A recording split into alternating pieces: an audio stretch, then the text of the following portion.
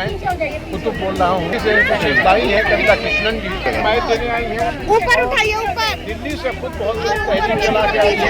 वहाँ पे जो लिखा है कि यहाँ औरतों का हो रहा है खिलाफ जो औरतें करती हैं उस सिलसिले में आपका क्या कहना है? देखिए, आप दिल्ली में जो आप देखे हैं यहाँ पर जो गार्गी कॉलेज के लड़कों के साथ हुआ, उसके खिलाफ आवाज़ उठा रहे हैं और ये कह रहे हैं कि देखिए दिल्ली पुलिस अमित शाह के अंदर सीए के पक्ष में कुछ लोग जुलूस निकालते हैं। उस जुलूस में लोग दारू पी करके किसी महिला कॉलेज के दीवार को लाल के अंदर जाकर के महिलाओं पर इतनी भयानक यौन हिंसा करते हैं और दिल्ली पुलिस का एक लाठी नहीं चलता, दिल्ली पुलिस एक गिरफ्तारी नहीं करती 5 दिनों में। लेकिन छात्र छात्राएं जब बिल्कुल शांतिपूर्ण प्रदर्शन कर रहे होते हैं जामिया में, जेएनयू में, वहाँ पर क्या भयानक लाठियाँ गोलियाँ चलाती है दिल्ली पुलिस। कल भी चलाई है। कल दिल्ली पुलिस खुद जो है वो गुंडा ब्रिगेड की तरह लड़कियों पर हमला की है जामिया मिलिया में। तो ये एक तरह से दिखाता है कि इनकी मंशा क्या है। जेएनयू के अंदर एबीवीपी वालों ने हमला किया, वहाँ पर भी महिलाओं पर, यहाँ तक कि महिला टीचरों पर हमला किया। दिल्ली पुलिस देखती रही, दिल्ली पुलिस ने उनका कुछ नहीं बिगाड़ा। अभी महीने भर से ऊपर हो गया है, किसी की गिरफ्तारी नहीं हुई है। तो ये मेरे ख्याल से बताता है कि ये इनका बेटी बचाओ के नारे की सच्चाई क्या है। उनका कहना है कि भाई बेटी को दबाओ, बेटी को छेड़ो, बेटी को जितना चाहे यौन उत्पीड़न करो और हम लोग तुम्हें बचा लें। ये उनका बेटी बचाओ है। दरअसल यही वो अपने लोगों से कह रहे हैं।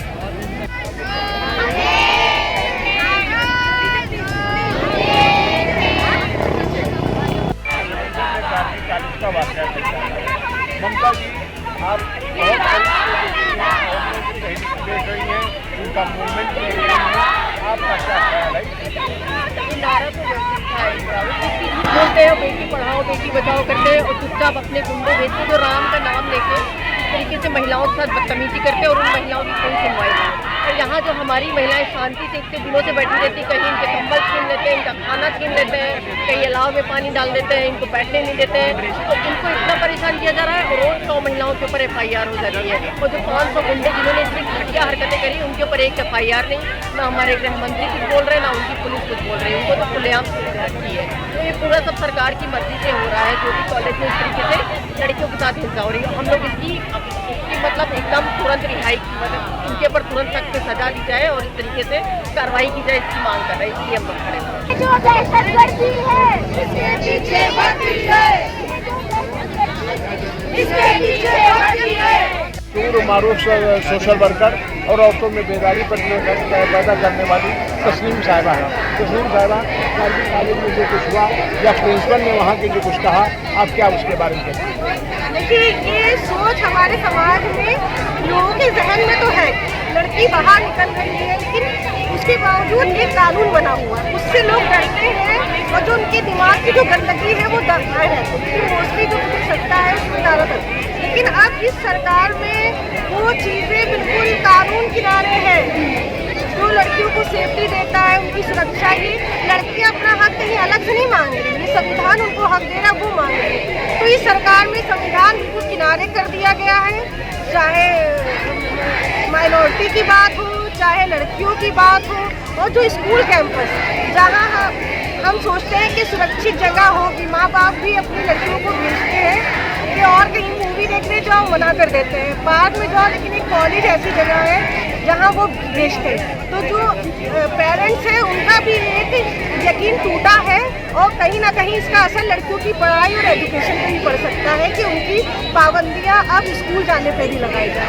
ये घटना और वहाँ की जो हम महसूस करते हैं कि वो लड़कियाँ खड़ी थी, वो जो फील करती थी, वो सोच के रोंगटे खड़े हो जाते हैं। क्यों, कैसा माहौल होगा कि आप अपने कॉलेज में और आपके साथ ऐसा हो रहा, ऊपर से घर में जैसे माँ बाप पेरेंट्स होते हैं हमारे, और उन्हीं की छत्र छाया में उन्हीं का ही होते हैं, हमें अच्छा लगता है। वही कॉलेज में एक प्रिंसिपल का रोल होना चाहिए, वो आपके अगेंस्ट हो, वो इस तरह का बयान दे रही है, तो लड़कियों पर इतना बुरा असर पड़ा होगा।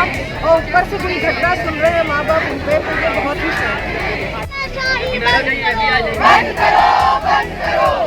अब राम का नाम चोरी में, डकैती में, मस्जिद गिराने में, रेपिस्टों को माला पहनाने में, मोलेस्ट करने में अपने ही खुदा को बदनाम करके रख दिया है। अपने ही खुदा को, जिसका आप मंदिर बनाने के लिए लड़ रहे हैं इतने दिनों से, उस खुदा के नाम को इतना डरावना बना दिया है आपने, और उसका मोलेस्टेशन में इस्तेमाल हो रहा है। इससे बढ़कर इस देश की साझी विरासत में शर्मनाक बात कोई नहीं है। और दूसरी चीज़, स्कूल की प्रिंसिपल समेत जो पूरा माहौल है वहाँ का, जो लड़कियों के साथ हरकतें हुई है वो निहायत निंदा के लायक है। इसकी मजम्मत होनी चाहिए, इस पर एक्शन होना चाहिए, कार्रवाई होनी चाहिए कि कौन लोग थे उनको पकड़ना चाहिए, उनको सज़ा देनी ही चाहिए, वरना आंदोलन इसके ऊपर भी चलाएंगे।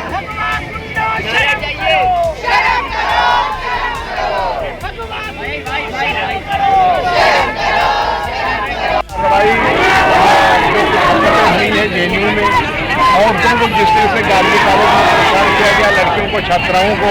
मीना सिंह हमारी एक बहुत ही लखनऊ की मशहूर मारूफ सोशल वर्कर है, जो औरतों की इस मूवमेंट को बहुत करीब से देख रही हैं, महसूस कर रही हैं। देखिए कि उनका क्या कहना है। अभी जिस तरह से हुआ है वैसे पूरे देश में ये हो रहा है, लेकिन गार्गी कॉलेज में जिस तरह से श्री राम का जो नारा लगा करके किया गया है, हालांकि दिल्ली में लगातार ये चीज़ें हो रही हैं, गोली भी चलाई जा रही है, कट्टा भी चलाया गया है।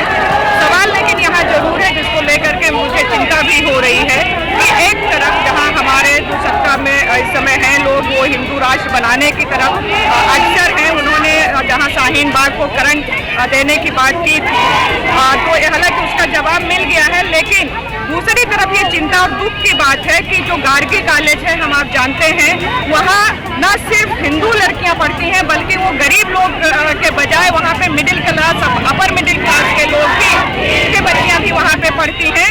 और वो किसी प्रोटेस्ट में नहीं थी, वो किसी एनआरसी सीए के प्रोटेस्ट में नहीं थी, उनका फेट चल रहा था, उसमें वो लड़कियाँ थी। जिस तरह से जय श्री राम का नारा लगा करके उनके साथ एहसान किया गया है, उनको फिजिकली भी किया गया है, ये बहुत ही शर्मनाक है। और मुझे लग रहा है कि हम लोग वाकई सुरक्षित नहीं है। जो बेटी बचाओ पढ़ाओ का नारा था मोदी जी का, वो नारा न सिर्फ खोखला साबित हुआ है, बल्कि वो मुझे लग रहा है एक लाइसेंस हो गया है कि उसके बाद से अगर हम ग्राफ देखें तो हम महिलाओं के जो सुरक्षा का सवाल है वो घेरे में है। लगातार लड़कियां जिंदा जलाई जा रही हैं। राजधानी, जो देश की राजधानी है दिल्ली में, अगर एक कॉलेज के अंदर ऐसा होता है, और केवल होता ही नहीं है, 3 दिन तक उस घटना को छुपाया जाता है, एफआईआर दर्ज नहीं होती है। प्रोटेस्ट के बाद एफआईआर अभी दर्ज हुई है, लेकिन गिरफ्तारियां नहीं हो रही हैं। ये बहुत चिंता की बात है और मेरी मांग है कि अमित शाह इस पे कार्रवाई करें, और अगर वो इस पे कार्रवाई नहीं कर सकते, ऐसे गुंडों को गिरफ्तार नहीं कर सकते, जेल नहीं भेज सकते, तो मैं मांग करती हूँ आपके चैनल के माध्यम से कि उनको इस्तीफा दे देना चाहिए। जो सरकार महिलाओं को, लड़कियों को सुरक्षा नहीं दे सकती है, उसको सत्ता में बने रहने का कोई अधिकार नहीं है।